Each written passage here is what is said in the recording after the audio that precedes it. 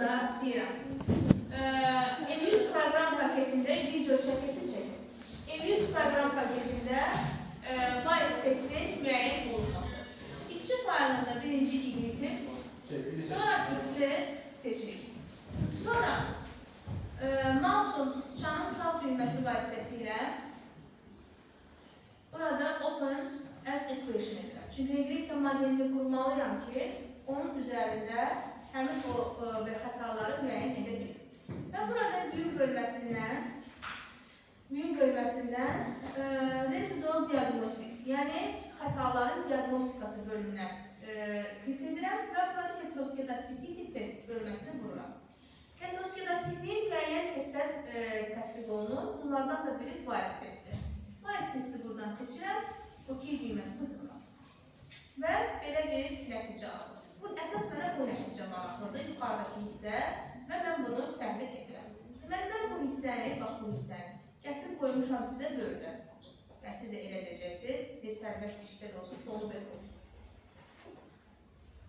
Yaxşı, mən buradan, orada Word-də daha az bir görüşürdə, istəyirəm oradan göstərəm. Gözlüğünü olmalıdır. Siz daha yaxşı görəsiniz. Mouse tərəfədən gedir. Proqram telefonu işləmir. Xeyr, mümkün olmur, açılmayacaq. Apple-larda da, bu kompüterlərdə də olmur. Mən məsələn evdə götürdüm, Apple-ları yükləmişdim. Macintosh falan, aləmlərin bir-birinə, yəni etməyir, alınmır. Bilmirəm, bəlkə siz proqramist var, edə bilir, başqa məsələ. Mən adi texnik yol vermişdim. Kompüterləri yaxşı ya olan deyirəm sizə, yəni vəziyyət bu. Yəni adi bilirsinizsə etməyir də, yəni onu demək istəyirəm. Yəni proqramlaşdırma yaxşı biliriniz varsa, yəni mümkün olur. Mouse işləmir lan.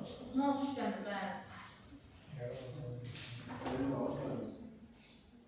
Məncə kompüterə görədir, mouse-un hərəkəti deyil. Gəlir, deyil. Açılır, yuxarıda ən soldadır, Məhməd, o yuxarı baxır. Ən solda fayl. Yox, bu özünün faylıdır. Yuxarı solda nəsə yandadır. Buranın bağlayın təmiz var, yuxarıda.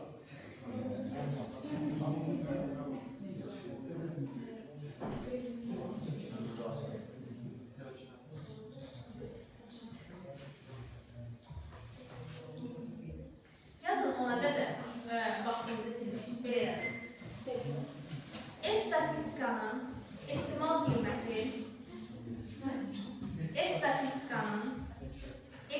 qiyməti sıfırdan %5'den böyük olarsa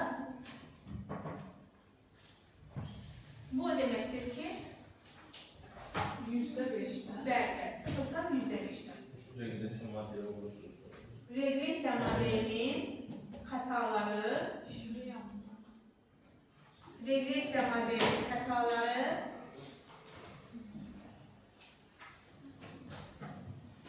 homoskedastikdir.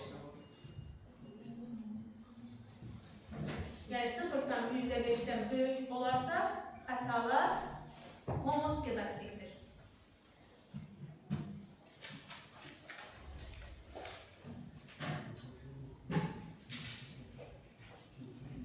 Orada bu tərs olanda da...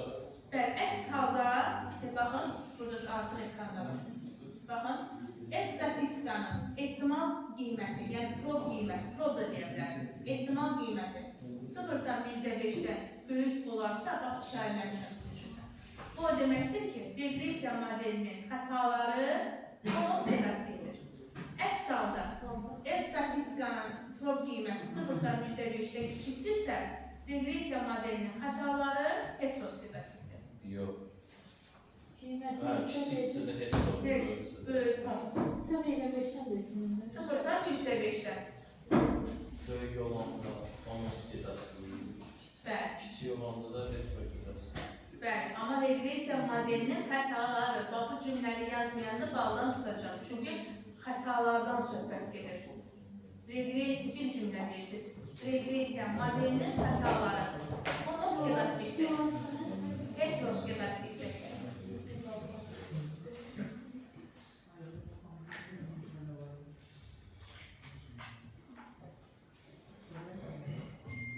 Bir də bir məqam var.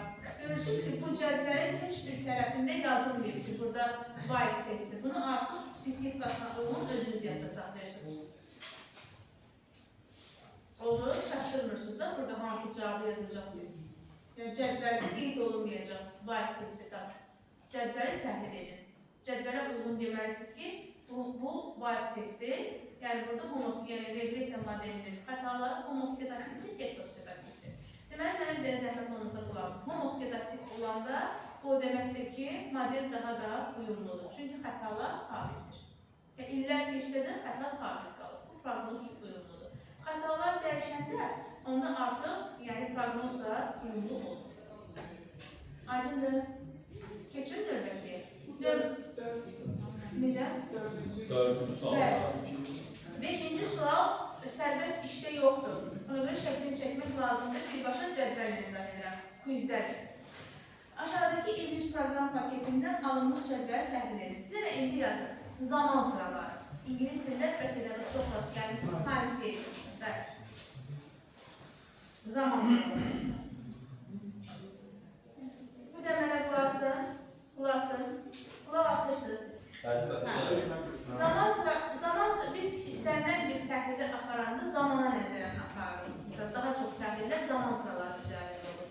Misal üçün, zaman ilə görə götürülə bilər, aya görə götürülə bilər, həftəyə görə götürülə bilər, günə görə götürülə bilər, saata görə götürülə bilər, kvartala görə götürülə bilər. Yəni, bunlar hamısı zaman aktivliklarıdır.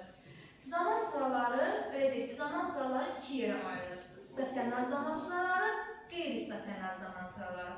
Mənə bunları yazmaq lazımdır, bir başa düşək. Stasionar zaman sırası odur ki, müəyyən zaman müddətində bir sıçrayışa malikdir. Bir dənə sıçrayış baş verir. Misal üçün, biz götürək 15 günlük dollar manatı. Deyəcəksiniz ki, heç nə dəyişmir. Amma ədəd oxu üzərində bir dənə sıçrayışa malikdir. Misal üçün, yeni qiymət neçədir? Yəni, sabitdir. Misal üçün, sizin, belə deyək, başqa bir misal göstərim. Sizin universitetə gəlməyiniz, yəni qayb məsələniz. Görürsünüz, sizə bir limit qoyuldu, 3, 4, 5 bu limit. Yəni, artıq o tələbədə ki, böyük bir fluktasiya baş verdi. Misal üçün, gəldi dərsə, sonra gəlmədi, sonra biraz da gəlmədi, sonra gəldi, sonra yenidən gəlməliklər baş verdikdə artıq nədir? Müəyyən bir sıçrayışlar əmələ gəlir. Amma stabil ki, bir tələbə gəldi, məsələn, müəyyən bir dərsdə olmadısa, artıq o belə deyək ki, İngilizcə slightly orada dəyişmə baş verir, o da stasionar qalır. Yəni, bir sıçrayışa malikdir. Sıçrayış deyəndə biz ya maksimum nəzərdə tuturuq, ya minimum nəzərdə tuturuq, o orta xətlə nəzərdə tuturuq. Yəni, bir sıçrayışa malikdirsə, buna deyilir stasionar zaman sırası. Əgər bir neçə sıçrayışa malikdirsə, buna deyilir qeyri-stasionar zaman sıraları. Misal üçün, Azərbaycanın QDM-ni götürür. 1995-ci ildən bugünkü günə qədər. Görürsünüz ki, məsələn, əgər baxsa, qalxılıb düşür, müəyyən bir zamanda, məsələn, sabitləşir. Buna görə deyir ki, Azərbaycan iqtisadiyyatı dayanıqlı iqtisadiyyatdır. Çünki, yəni, o sıçrayışlar özü də çox yumuşaq şəkildə baş verir. Amma biz Türkiyənin son 3 ildə, 4 ildə götürək, məsələn, orada isə sıçrayışlar daha kəskin və daha azalanır. Bəli. Ona görə buna deyilir qeyri-stasionar zaman sıraları. Hər bir proqnoz, hər bir model, hər bir statistika həll olan zaman, yəni biz bunu çalışırıq ki, zaman sıralarını stasionarlaşdıraq. Yəni biraz onu yumuşaq və smuz edək, belə də hamarlayaq. Yəni bunun üçün də müəyyən bir testlər var. Çünki biz bunu biraz hamarlamasaq, bizim verdiyimiz proqnozlarımız bir o qədər də sərt alınır. Biz müəyyən bir hamar zonada baxıb, yəni biraz ona, bu hamar biraz yaxşı alınmır, smuz deyirlər buna ingilis dilində. Onu biraz smuz edirlər, biraz hamarlaşdırırlar, ondan sonra onu stasionarlaşdırıb, ondan sonra ona proqnoz verirlər. Bütün proqnozlar qurulub stasionar zaman sıraları üzərində, qeyri-stasionardan proqnozlar verilir. Deməli, dik yazırsınız, Diki-Fuller testi, Diki-Fuller. Hə, Diki-Fuller, bax bu sözlük, bax, burada yazılır, baxın içərisində. Görürsünüz onu, Diki-Fuller, bəli, Diki-Fuller. Diki-Fuller testi zaman sıralarının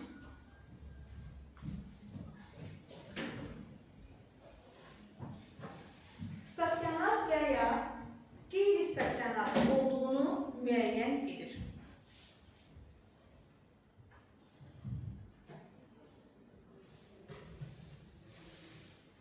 Bax, biz Azərbaycanda yaşayırıq, istənilən bir zaman sıralarını iqtisadi baxımdan da stasionar olub olmadığını deyə bilərik, proqramsız deyərik.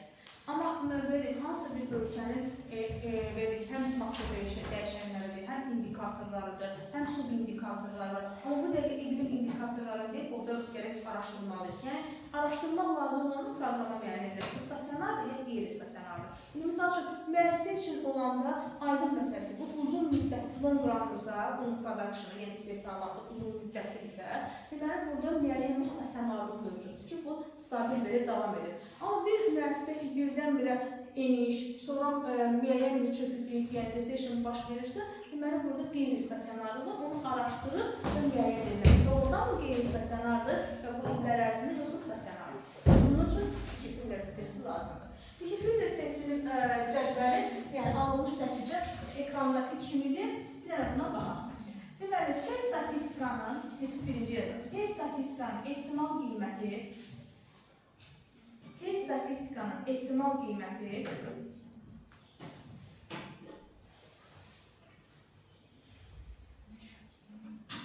T-statistikanın ehtimal qiyməti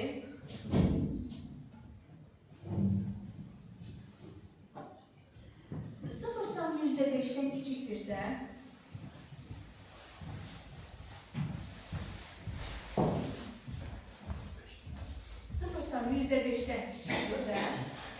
və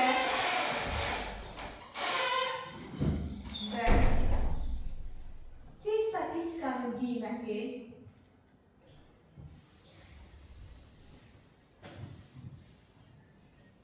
1%, 5%, 10%, 1%, 5%, 10% kritik qiymət səviyyələrindən kiçikdirsə,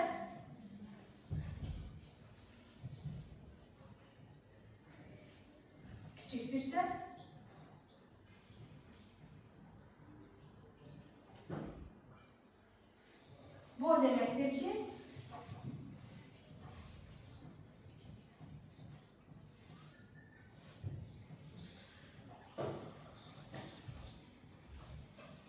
zaman sırası stasionardır.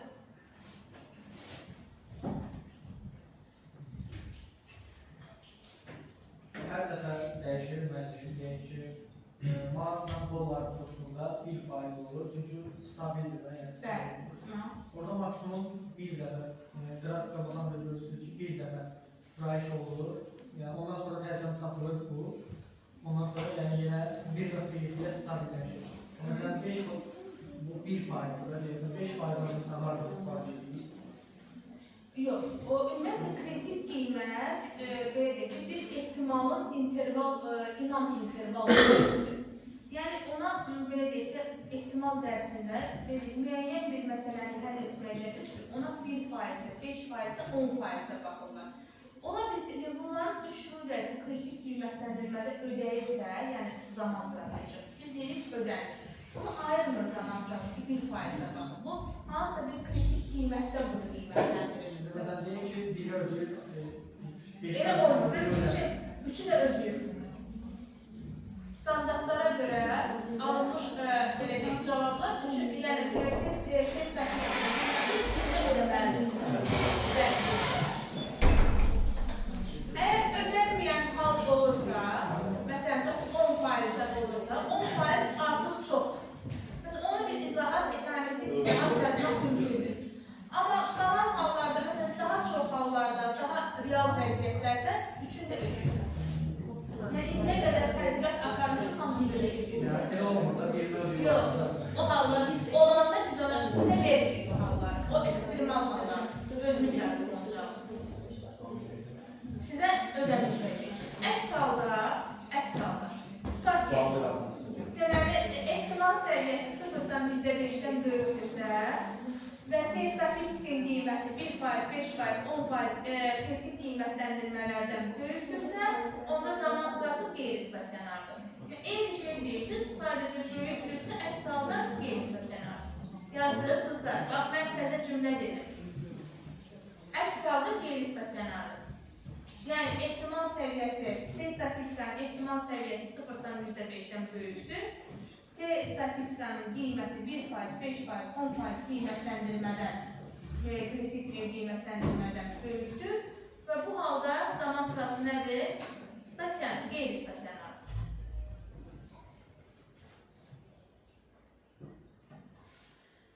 Sonra gəldik, bunu başa düşdük, iki fildir.